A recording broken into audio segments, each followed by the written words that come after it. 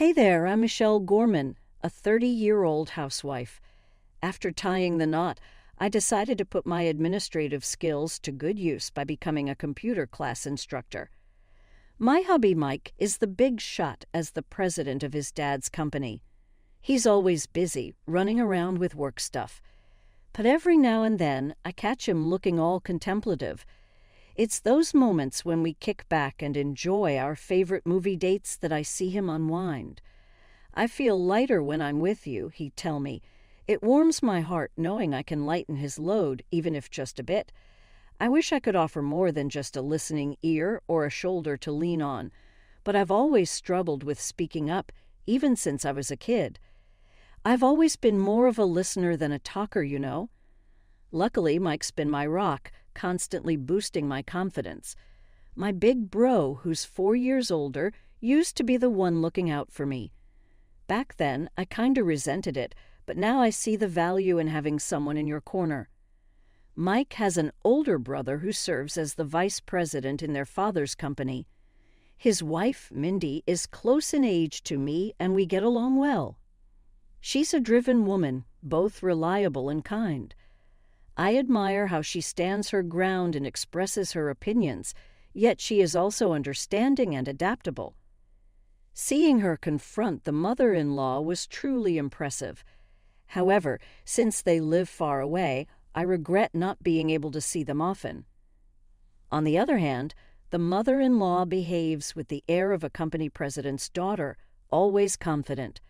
Yet her stubbornness and arrogance are evident. Michelle, you're the wife of Mike, the president. You should quit being a computer instructor and fully support your husband, she'd reprimand, overwhelming me with her pressure. Mike would back me up then, but she'd remain displeased. I sometimes felt relieved we lived apart. I hoped for a peaceful life with Mike and eventually to be blessed with children. But suddenly, Mike's father passed away from a heart attack. The news was so unexpected it was hard for everyone to accept. Yet Mike and his brother had to think about the company's future. Mike decided to stay in New York for a while. I returned home and waited for Mike's call. With the added responsibilities on the two of them, I was worried. After discussions with his brother, it was decided Mike would transfer to the New York headquarters. His brother became the president and Mike was appointed vice president. We searched for a house in New York and settled on a pre-built single-family home. Although it was a bit far from the station, it was in a less urban area, providing a sense of security. The house had good sunlight, promising a comfortable life. With Mike having to work late due to the handover tasks for a while, I made sure to create a comfortable environment at home so he could rest properly and prepared lunches considering nutritional balance. I wanted to do everything I could to support him. And just like that, a month flew by. I'm home, I'm hungry, thanks for working so late. I'll get dinner ready, thanks. Hey Michelle, my mom said she wants to come over this weekend. Is that okay? I had been concerned that she might be feeling down since my father-in-law passed away, so this was a relief to hear. Of course, we still have some areas to tidy up, but she's more than welcome. Thanks, I'll let her know. Oh, maybe I should invite my brother and his wife too. Yeah, that sounds good. As inappropriate as it may sound, moving here made it easier for me to frequently meet Mindy, my sister-in-law, which was a pleasant surprise. That weekend, we all gathered to catch up on the current situation and share memories of my father-in-law. It's really sad that Dad's gone, but I felt I shouldn't be down forever, so I started taking up a hobby. Seeing my mother-in-law's cheerful face brought relief. She always carried herself with elegance, always wearing beautiful dresses and lovely accessories. Today she looked stylish with a pale purple scarf that stood out. She seemed to have lost a little weight, but her firmness in advising Mike and his brother on company matters hadn't changed. However, since my father-in-law's passing, I felt that her strict remarks towards me increased. Michelle, we're running low on drinks. Could you go buy some? Jessica, I can go get them. Oh, can you? That would be helpful. Then she seemed to be more commanding towards me than she was with Mindy. I thought she might be struggling with the loss of her husband, so I decided to observe and let her comments slide for a while. After dinner, Mike drove everyone home and the night came to an end.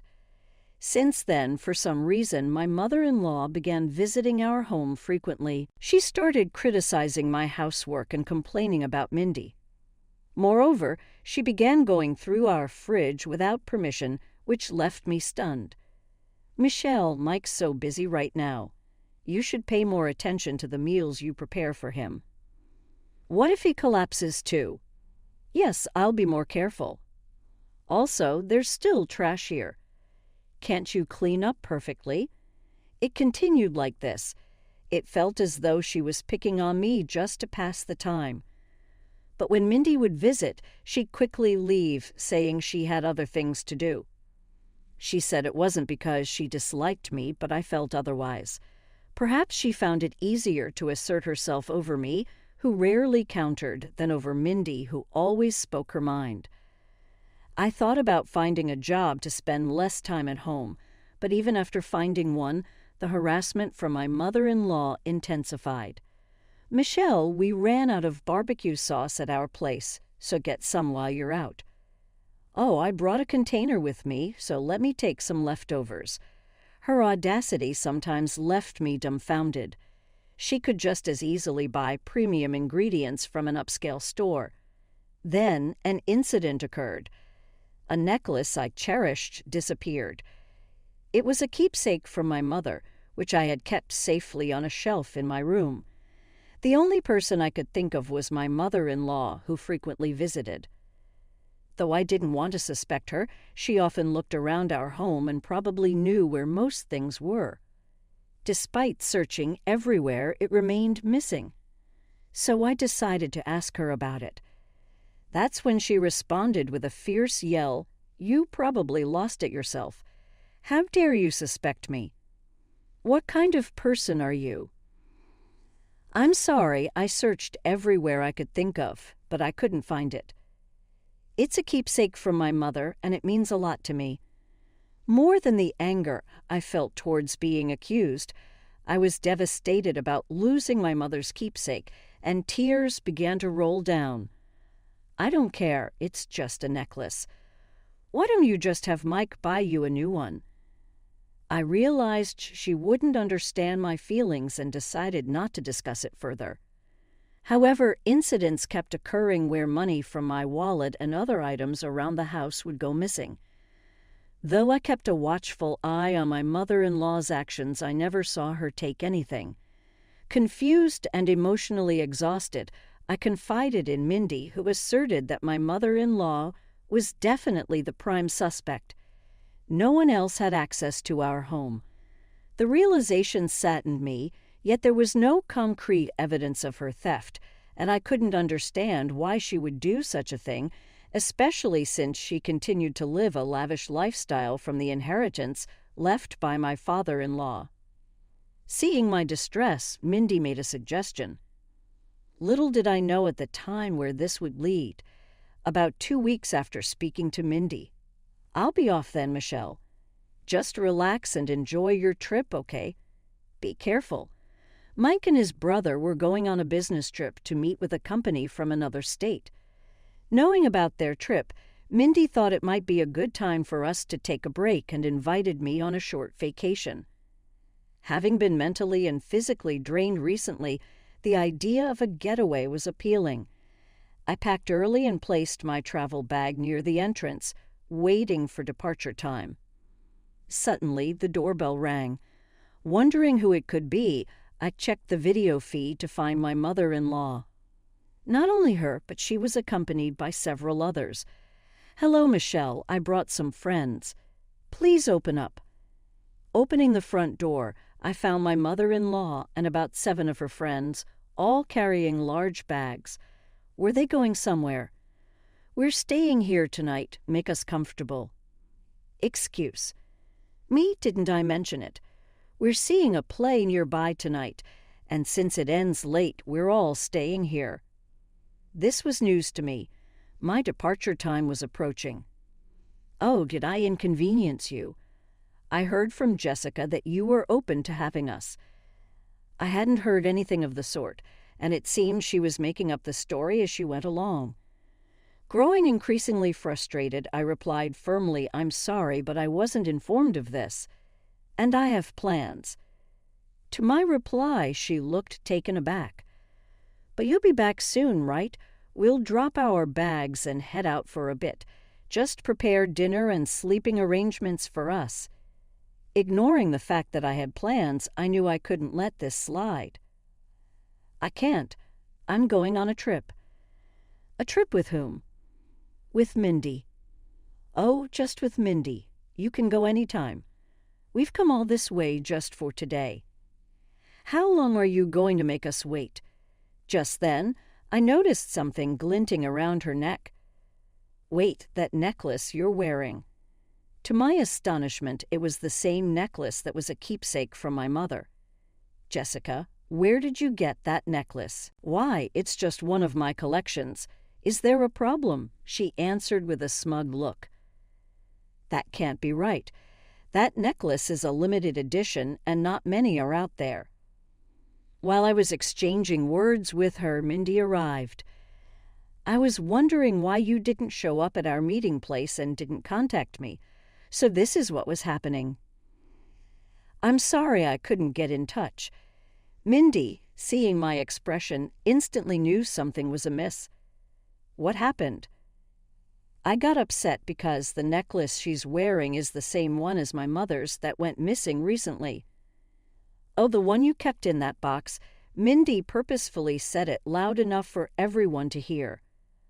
Suddenly, my mother-in-law, trying to keep it from her friends, whispered to us, "Can you stop this? It's embarrassing." "Do you want to accuse me of theft?" "Yes, honestly, I find it suspicious," Mindy answered firmly. "Do you have any proof that I stole it?" "It's embarrassing having such unreasonable daughters-in-law. Please don't make a scene in front of my friends." With that, she turned back to her friends with a smile. "Well, let's go inside, everyone." As she attempted to move inside, I remembered something. The initials, my mother's initials, are engraved on the necklace. "Jessica, can I have a look, please?" Mindy quickly went behind her to check. "Enough of this. What's your mother's name?" "It's Kate Young." "So the initials should be K.I. There it is, the initials K.I. The friends looked horrified and stepped back. "Stop this. I didn't come here for this. Let's go, everyone." The friends, sensing the tension, quickly muttered, "We're not involved," and headed towards the subway. "Wait, it's some mistake." As she tried to follow her friends, someone stopped her. "What are you doing here?" "Huh? Weren't you supposed to be on a business trip?" Standing there was Mike. Turns out Mike's business trip was actually scheduled for the next day. To investigate his mother's actions, he had purposely given her a false date. Mindy had informed Mike about the missing items from the house after I had confided in her. Initially, Mike was skeptical, but upon visiting his childhood home and noticing several items identical to ours, he began to suspect theft. However, without evidence, he knew she could easily deny it, leading him to come up with today's plan. Inviting friends for an overnight stay was unexpected, but he was certain his mother would visit if she believed he wasn't home. "What do you want at our house?" I was just leaving. As she tried to leave, I stopped her. "Give it back. That necklace. Isn't that necklace the keepsake from Michelle's parents? Why do you have it, Mom?" "It's not what you think. I found it in my purse. Michelle must have set me up." Seemingly fearing the disadvantageous position she was in, my mother-in-law suddenly shifted the blame to me. "Do you really think such a lie would work? There's no way Michelle would do something like that. First, give the necklace back to Michelle. We'll talk after that." Reluctantly, she took off the necklace, threw it on the ground, and tried to run away. "Hey, wait. The three of us tried to chase her, but stopped shortly. We no longer need to. Huh. Why? 10 police officers stood in front of her. I, too, was unsure about what was happening, just staring at the bizarre scene. Then one of the officers said, "We received a report from a local resident. They said someone who seemed to be causing a ruckus here was often seen entering this house when the owners were away. They asked us to come quickly." "What are you talking about? I'm the mother of the son living here. Getting the police involved in a family matter," my mother-in-law retorted, looking annoyed. "Wait, what do you mean she entered when we weren't home? I never did such a thing. I always come when you're home." When we asked the police, they mentioned that someone had witnessed my mother-in-law sneaking into our backyard, likely using a spare key to get inside. Indeed, we had a spare key hidden beneath a plant pot in the backyard. This realization gave us chills and also explained the missing items. Mike had considered this possibility and was planning to observe her actions while we were out today, but he never expected to find out the truth in this manner. "Mom, why were you coming into our house when we weren't home?" "It's all lies. You're going to believe some unknown person's story." "But you did have my precious necklace, didn't you?" "I told you I found it in my purse." One of the officers stepped in, saying calmly, "Let's talk about this at the station." "But I didn't do anything, Mike. Say something." "Mom, stop this. I can't understand why you did this." Upon hearing her son's words, my mother-in-law collapsed to the ground. But just when it seemed like she had nowhere left to run and was feeling defeated, she suddenly flew into a rage. "Because after your father passed away, I felt so lonely, and seeing her always so cheerful, I couldn't stand it. I felt better seeing her troubled. I wanted her to feel the pain I felt." Mike was red-faced, hearing her irrational reasoning. "Mike, wait. Let me speak." Feeling the need to confront the issue head-on, Michelle stepped in front of an increasingly angry Mike. "I understand where you're coming from, Jessica. Perhaps I've been neglectful by always brushing off our talks. However, stealing is a different matter entirely. Did you want to upset me?" "Don't be ridiculous. Did you find joy in pushing someone to their limits with such a twisted and dirty scheme? Did that fill the void of your loneliness?" "Shut up. What do you know about me? If you're feeling down, then tell us. We can't read minds. Don't make fun of me.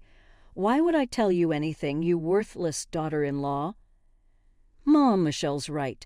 Seeing the situation wasn't progressing, the police intervened, suggesting they move to the station. "Are you really going to take me in? I can't believe this." Despite her resistance, given the eyewitness accounts of the unlawful entry and the suspicion of theft from possessing my belongings, the police decided to question my mother-in-law, and so she was promptly arrested on charges of unlawful entry and theft. She wasn't convinced, continuously protesting, "Get me a lawyer. I'm innocent, and I can't eat this garbage." However, when her father visited her during visitation, he exploded in anger, telling her to deeply reflect on her actions. To that, her attitude completely changed as she cried and apologized. Considering her typically carefree behavior, he seemed to be the only authority she wouldn't defy. He further told her that unless she sincerely reflected on her actions, she shouldn't think of having a home to return to.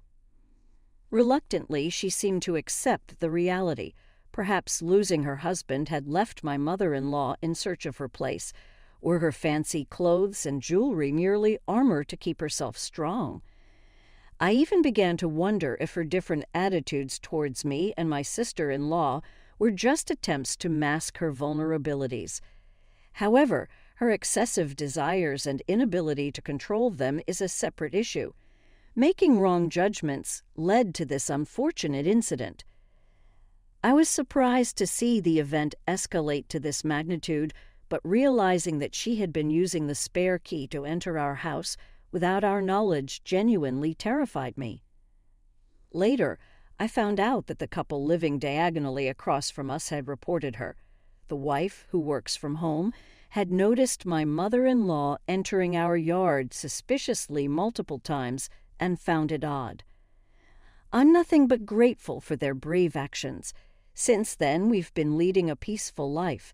Just to be safe, we changed our locks and stopped hiding a spare key in the yard.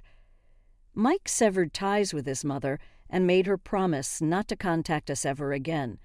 If she attempted to, he warned of legal action. After her release, she returned to her rural childhood home and is reportedly leading a humble life, a stark contrast to her past, lavish lifestyle. Being watched by her father, she helps around the house from early morning. I truly hope she reevaluates her past excessive actions. Meanwhile, my own father has moved in with us. In case my mother-in-law decides to pay another unexpected visit, he's here to ensure my safety. But there's another reason he's with us. I'm currently expecting our first child. Anticipating the birth of his grandchild, my kind father, and the support of Mike make me want to be a mother who embodies both tenderness and strength. While money and possessions can provide a sense of fulfillment, it's the presence of loved ones that truly fills the heart. We're discussing living arrangements and surrounded by those dear to us. We aim to protect our